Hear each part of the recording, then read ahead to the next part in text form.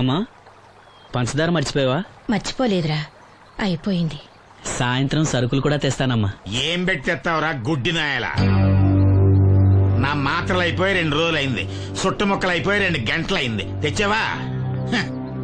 నడుమిరిగి మంచాన పట్ట మూలన మిమ్మల్ని దేవుడించాల్సిన కర్మ అట్టింది నాకు. అసలు నడుమిరక్క ముందు నా లెవెలేంట్రా? నీసు లేకుండా ముద్ద, మందు లేకుండా నిద్ర ఉండేవా? గుడ్డి నా కొడుకుని నా కడుపును పుట్టావు, నాకు దైద్యం చుట్టుకుంది. ఏంటయ్యా ఆడు పనికిపోయే ముందు ఏంటా పాడు మాటలు? చేతనాడే పెద్ద కలెక్టర్ పని. ఎల్లి ఆరతి పట్టి సాగనంప కొడుకుని ఎద్దవనాయాలు. చాలు చాలు ఊరుకో. ఇంకా మొదలెట్లేదంటే అనుకున్నాను. ఇప్పుడు సంతోషంగా ఉంది. అమ్మా వెళ్ళొస్తాను. వాసంతి వెళ్ళొస్తాను.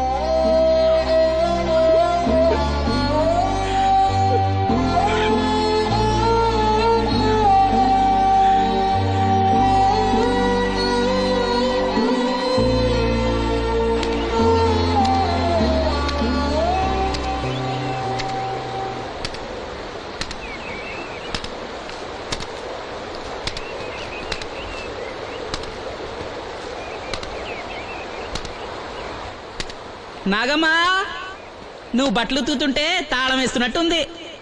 కాకపోతే బండ పగలటమో బట్టలు చెరగటమో తప్పదు. పోరా పిచ్చి సన్నాసి, నాతో వేళకోవడం వాడందే నువ్వు ఉండలేవు. అవును, ఇంత పొద్దున్నే చాకరీ మొదలెట్టావు, ఏంటి విషయం? పట్నం నుంచి అప్పలనాయుడు గారు వస్తున్నారు. బాబు గారు వస్తున్నారా? ఎప్పుడు వస్తున్నారు? ఎప్పుడు వస్తున్నారో తెలీదు.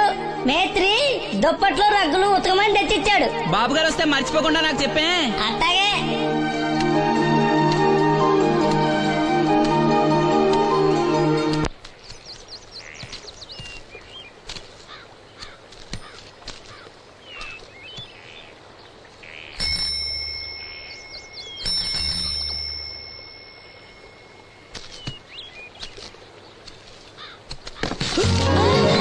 లక్ష్మి వచ్చావా? ఏంటి ఇంత ఆలస్యమైంది? ఓ గుడికెళ్ళావా? ఏమని మొక్కున్నా దేవుణ్ణి? నాకు కళ్ళు రావాలనా, మన పెళ్ళవాలనా? రెండూనా?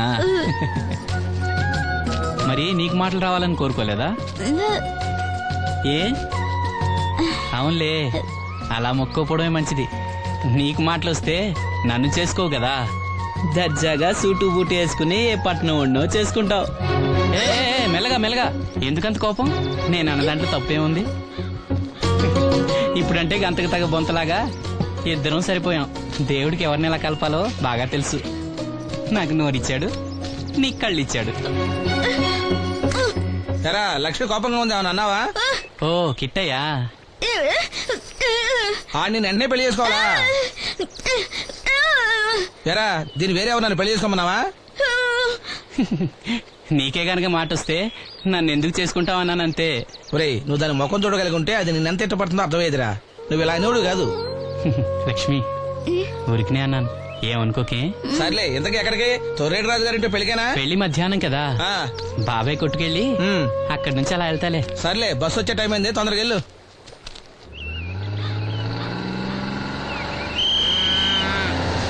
వెంకటాపురం దిగే వెళ్ళారు. రండి రండమ్మా, దిగండి దిగండి.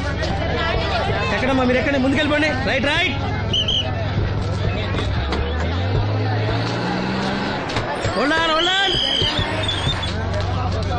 నువ్వు రైల్లో వెళ్ళావేమనుకున్నా సీను. డ్రైవర్ కి దారి చూపించాల్సింది నేనే కదా. రై రే. ఏంటి ఈ రోజు ఆలస్యమైంది? మా ఇంట్లో కోడికి జలుబు చేసి గొంతు బొంగురుపోయి లేటుగా కూసింది, అందుకే ఆలస్యం. ఎవరన్నా సీట్ ఇవ్వండి అయ్యా. వద్దు, నేను నిలబడే ఉంటాను. అయినా సీట్ దొరకలేదని బాధపడడానికి నేనేమైనా ఎమ్మెల్యేనా, ఎంపీనా? ఇదిగో సీను, తీసుకో.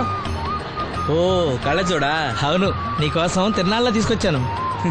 గుర్తుంచుకుని మరి తెచ్చావే. ఎలా ఉన్నాను? నీకేరా, సినిమా హీరోలనే తలదండి ఎలా ఉన్నావు. కడిపులంక దిగే వాళ్ళు ఉన్నారా?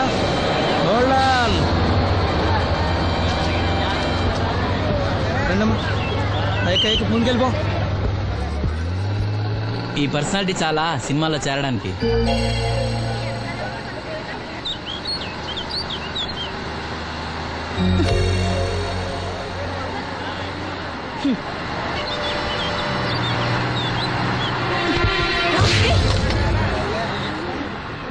ఆడపిల్లని చూస్తే చాలు పిచ్చి పిచ్చి వేషాలు వేస్తారు. వీడి మొహానికి కళ్ళజోడు ఒకటి. ఏంటి ఏమైంది? ఇందాకటి నుంచి చూస్తున్నాను, ఒకటే వెకిలి నవ్వు వెకిలి చూపు. చాలే ఊరుకో అమ్మా, అతను గుడ్డివాడు. అతను ఎలా చూస్తాడు? అతన్ని పట్టుకుని నువ్వు ఇలా. పోనీలే, నా గురించి తెలియదుగా. కళ్ళజోడు పెట్టుకుంటే హీరోల్నే తలదన్నేలా ఉన్నావు, కానీ నన్నే తంతారనుకోలేదు. ఇది నాకు వద్దు. పర్వాలేదు, పెట్టుకో. పెట్టుకోగానే తన్నారంటే ముందు ముందు ఇంకెన్ని తన్నులు తినాలో నువ్వే తీసుకో.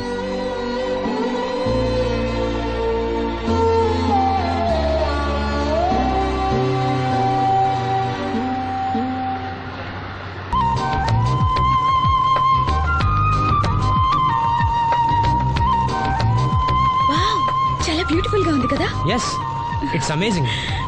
ఇంత బాగుంటుంది అనుకోలేదు. అందుకే కదా మిమ్మల్ని మా ఊరు తీసుకొచ్చింది. నాకు అసలు ఈ ఊరు వదిలిపెట్టుకోవాలంటే నచ్చదు. కానీ పార్టీ బిజినెస్ వల్ల 10 సంవత్సరాల నుంచి సిటీలో ఉన్నా. అప్పుడప్పుడు ఇక్కడికి వచ్చి ఈ గోదావరిని, పచ్చటి పొలాల్ని, అమాయకపు ప్రజల్ని చూడకుండా ఉంటే నాకు తృప్తిగా ఉండదు. ఇదిగోండి, అదే మా గెస్ట్ హౌస్. ఓ, నమస్కారం. నమస్కారం. జాగ్రత్త, రా తీసుకో. ఏం నాగమ్మా, ఏంటి విశేషాలు? మా కట్టాలు తీర్చే దేవుళ్ళు మీరు వచ్చేసారు కదయ్యా, అంతకంటే విశేషాలు ఏముంటాయి? ఈయన మన కేంద్ర మంత్రి భాస్కర్ రాజు గారు ఉన్నారుగా, ఆయన అబ్బాయి మనోహర్ అని, ఈవిడ అతని భార్య దివ్య గారు. వీళ్ళు కొన్నాళ్ళు మన ఊళ్ళోనే ఉంటారు. వాళ్ళకి కావాల్సింది దగ్గరుండి చూసుకోవాలి. ఏంటి రండి. అయ్యా మేడం. ఏంటి మీరు ఇక్కడ కిరీటం లేని మహారాజు అనుకుంటా? ఇక్కడ ఉన్న వాళ్ళందరూ అమాయకులండి, మంచి మనసున్న వాళ్ళు. వాళ్ళకి మీరే దేవుళ్ళు, అంతే కదా. అట్లా ఏం లేదండి. వాళ్ళ కష్ట సుఖాలు నేను చూసుకుంటాను. వాళ్ళు నన్ను ఎంతో అభిమానంగా, అరే ఆ సామాన్ తీసుకెళ్ళి ఆ రూమ్ లో పెట్టి వెళ్ళు. ఆ రూమ్ లో ఏసీ ఉందా? ఆ రూమే కాదు, ఈ ఊరే సెంట్రల్ ఏసీ. ఫ్యాన్ కూడా అవసరం లేదు.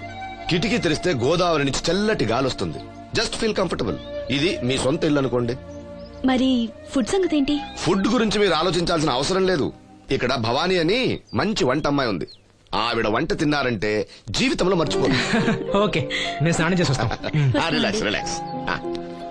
ఏ కొండయ్య, ఇట్రా, సామాన్లను పెట్టేసావా? ఇదిగో చూడు, నువ్వు వెళ్ళి ఆ భవానీ నేను రమ్మన్నాను చెప్పు. ఆమె ఒంట్లో బాగలేదు, రాకపోవచ్చయ్యా. మరి ఎలాగయ్యా?